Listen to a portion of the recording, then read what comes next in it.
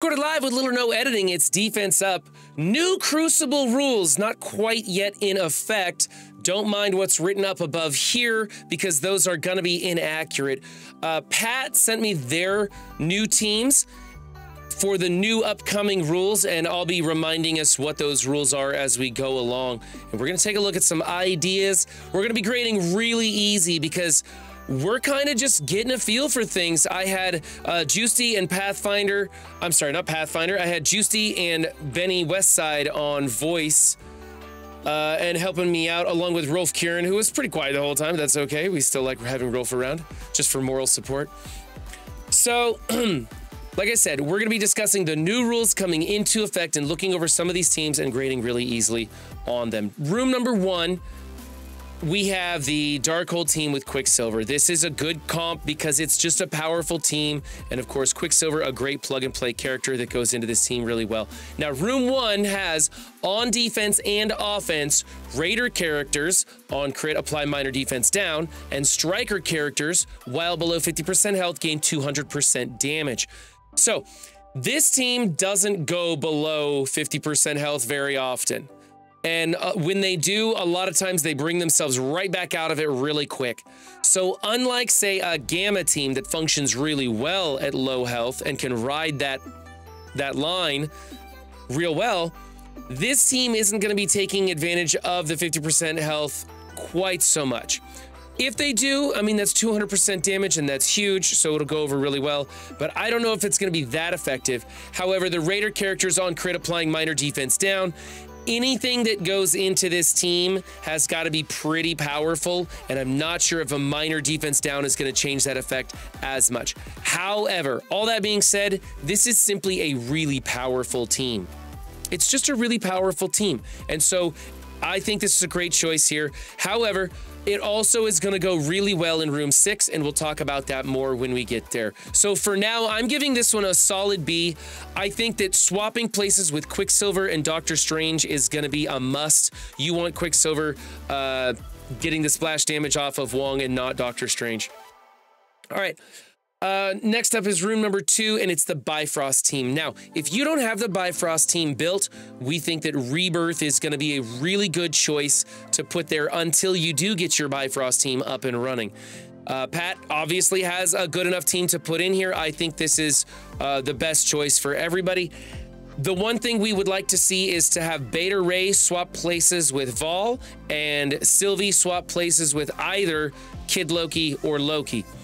The idea being that when Beta Ray taunts, you get splash damage onto one of the boy Lokis or Vol, and you're going to get the counter assist mechanic from them, and those are really powerful ones. So you don't want Sylvie getting the splash damage from anything. You want to protect her.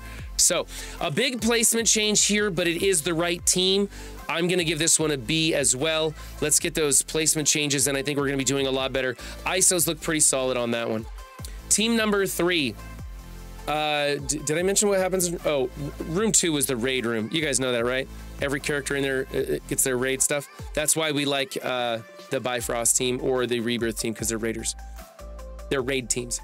All right, room number 3 is Cosmic Shielding on defense and offense. Cosmic Hero characters on turn gain deflect, and when attacked, apply defense down to the attacker. Personally, I think the best team to go here, and a lot of people agree with me, is that it's the Infinity Watch because they spawn with Safeguard, Immunity, Defense Up. They are not going to have defense down applied to them when they make an attack. It's going to be a slog, and they're an efficiency suck like they always have been, and it's a real powerful team. So that's a good team to put in here. However, if you want to do something different, the Nowhere team, especially with Kestrel in here, is actually a really good team because on turn they're gaining deflect. Now this team has a lot of callouts to deflect in their kits, and Kestrel will have lots of defense downs to proc her passive. So we really like this. Now whether or not you want to pull out Star-Lord or Korg might be a different thing for you. It really is going to depend on which characters you have built biggest if you want to put Kestrel in place of this. We actually found this to be pretty insightful, and we gave Pat props props on this one for adding Kestrel into the mix and utilizing the kits really well. I do think that Infinity Watch might be the better team, but many of us don't have a Nowhere built up. I know most of my Nowhere is still sitting at level 1, and so this isn't even an option for me. But I do like this team, and I like that it was very ingenious in its incorporation of the kits. So I'm going to give this one a solid A, even though I do think that the Infinity Watch might be the better choice here. All right, room number 4, we talked about this one a lot. This is the Wrecking Ball room. On defense and offense, on turn, if a character has taunt, gain offense up. On turn, all allies with offense up gain assist. So Sunfire or Starfire or Fire Chicken or whatever his name is, he spawns in with offense up, and that's about it. However, Rogue can gain a taunt and then get offense up, and then she will be assisting. So you'll have two relatively strong characters, Rogue really strong, doing some assisting. But we think that there's a lot better options. Like if you want to get this team really assisting, then you should maybe move them over to room 5 and throw in like a Beast Jubilee kind of combo or something like that.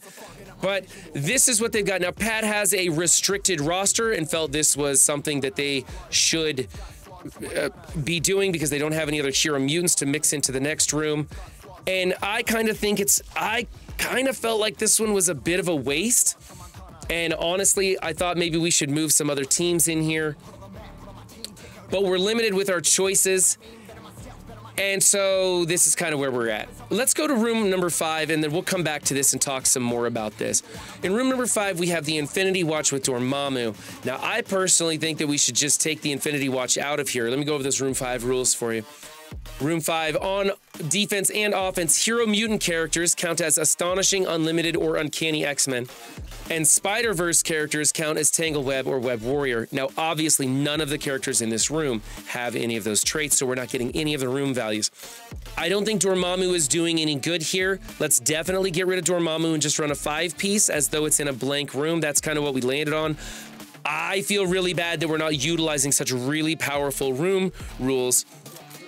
If there was a way to take some of these members and put them over into room 5 with some other hero mutants, it would be great. But unfortunately, Pat is in a situation where this is it. This is all they got to work with. So we're going to keep this Infinity Watch in here. But one thing that we can do with this Unlimited in room 4, which isn't getting a whole lot of value, is to take them off of defense and use them on offense, where they could be used in a room where they will get a lot more value. And we want to make sure that we have that offensive punch-up potential so that we can deal with anything we come across with these new rooms, because we're going to be seeing a lot of weird stuff the first couple of weeks as people figure out what works and what doesn't work. So the best thing, I think, is to take this team off of defense, use them on offense. And since this is the room 4 and I can't remember anything, we could replace this with something like an Underworld. A YA would work well in here. Anything that's going to spawn with a lot of offense. You could use your War Dogs in here. They might do a lot of assisting and blow up big in the opener. So there's a lot of options we can use in room 4. I just think that this team here is being wasted. And I think this team is also being wasted, but not to such a degree that it's egregious. Basically, we want to save that Dormammu for offense. And finally, in room 6, we have Gamma. Now, at first, we were like, oh, no, you can't use Hulk in room 6, just like we couldn't use Red Hulk in room 5. It's not the case.